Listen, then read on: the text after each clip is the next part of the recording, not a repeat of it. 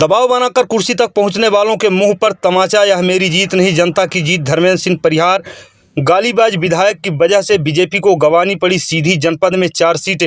सीधी में हो रहा जनपद अध्यक्ष के लिए निर्वाचन हुआ समाप्त। 4 सीटों पर कांग्रेस ने लहराया परचम। वहीं बहुचर्चित सीट जनपद सीधी में कांटे की टक्कर के बावजूद बीजेपी ने मारी बाजी।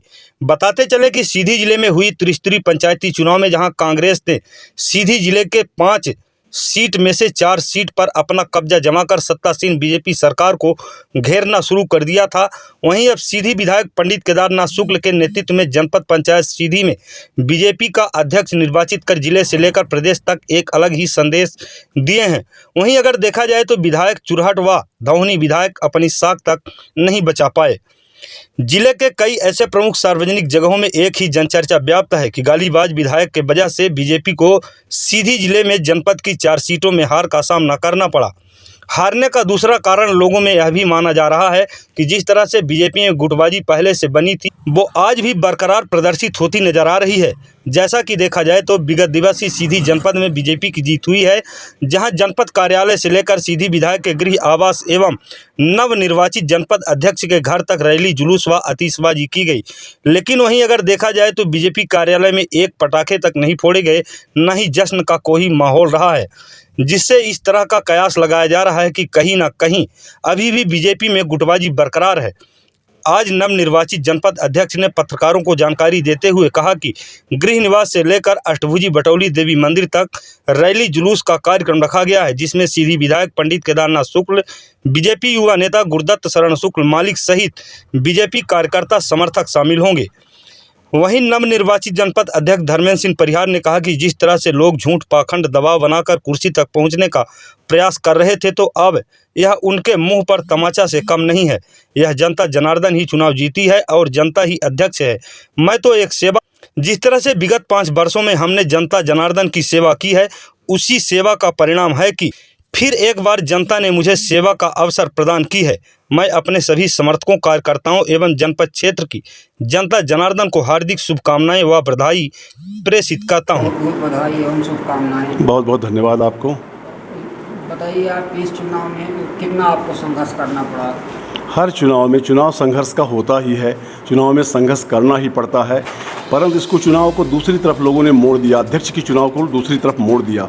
वो धन बल बाहुबल के दम पर ये चुनाव जीतना चाहते थे, लेकिन मैंने कहा मेरे साथ जनता का आशीर्वाद है, जनता हमारे साथ है, सदस्य हमारे साथ हैं। आप कितना भी अंदर प्रिंस होटल के अंदर कर लो, लेकिन जब बाहर निकलेंगे तो वोट हम ही को देंगे, ये मैं जानता था। इसलिए मैं जनता के दम पर, सदस्यों के दम पर ये चुनाव लड़ा और जीता। कई विधायक माने पहले से किडनैप करके, इसको कह सकते हैं किडनैप करके रखा गया, उसके बावजूद भी आप कहीं न कहीं विजयी हुए। इससे ये समझ में आता है कि माने लोगों का प्यार, जनता का आशीर्वाद, खास तौर पर गरीब जो जनता है, जो मुझसे जुड़ी है, मुझसे प्रेम करती है, उसका बहुत बड़ा स्नेह हमारे साथ है। जब वो हमारे साथ है तब तक मैं राजनीति में हूँ। अगर वो हमारी राजनीति से जिस दिन उसको ये लगेगा कि इनके अंदर अहंकार है, अज्ञानता है, तो मैं उस दिन राजनीति ही नहीं करूँगा। मैं किसी के साथ कभी भी गलत व्यवहार करने की कोशिश नहीं करता हूं और पूरी कोशिश करता हूं मुझसे कोई दुखी ना हो। जिस दिन दुखी होगा उसमें राजनीति करने का तरीका ही बदल दूंगा। आपको ये लगता है क्या कि पार्टी कहीं पार्टी में 2 गुट दिखाई दे रहे हैं? अगर 2 गुट मिल के बराबर अगर आपका प्रयास किए होते हैं और मतलब आपके साथ रहते हैं और जितना हो सकता उतना प्रयास करते तो और आप ज़्यादा टिकट वोट से जीत सकते थे।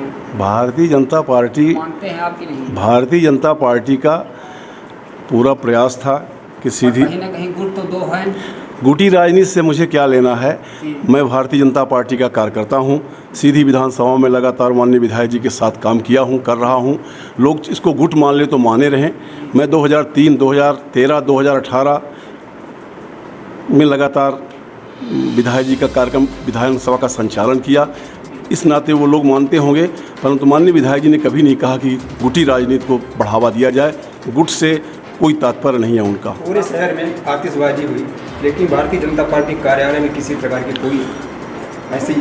माननीय राजेश पांडे जी जो प्रभारी थे, वो पार्टी कार्यालय के नीचे आके पुष्प माला और चंदन वंदन लगवा के रैली में भाग लिए थे।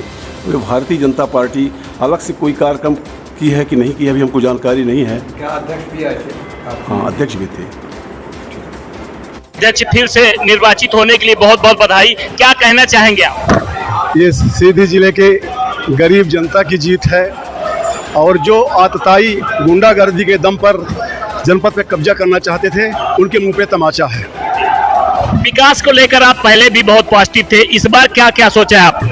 मैं विकास की जो कड़ियाँ अधूरी रह गई थी उसको पूरा करने के लिए अपने सदस्यों के साथ, अपने मित्रों के साथ और माननीय विधायक जी के साथ मिलकर इसको आगे बढ़ाऊंगा। मुकाबला बहुत कड़ा था, इतनी नजदीक जीत मिलेगी, कैसे चमत्कार हुआ? चमत्कार नहीं था, मुझे और 3 वोट और मिलना चाहिए, लेकिन कल परसों से जो सीधी का वातावरण था, जो माने हिंसा के रूप में, गुंडागर्दी के रूप में विजय प्राप्त करना चाहते थे, उनके मुंह पे जनता ने और हमारे जनपद सदस्यों ने तमाचा मारा है। जीत का श्रेय हमारे गरीब जनता और हमारे मित्र विधायक जी,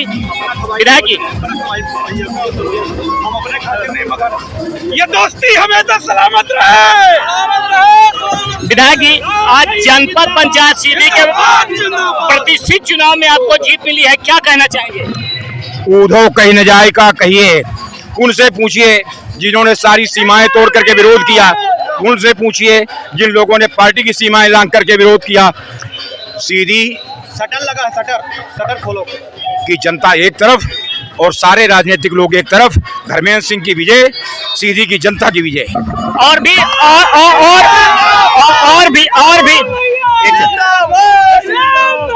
कई चुनाव हुए हैं लेकिन सफलता नहीं मिली, क्या कहाँ पे कमी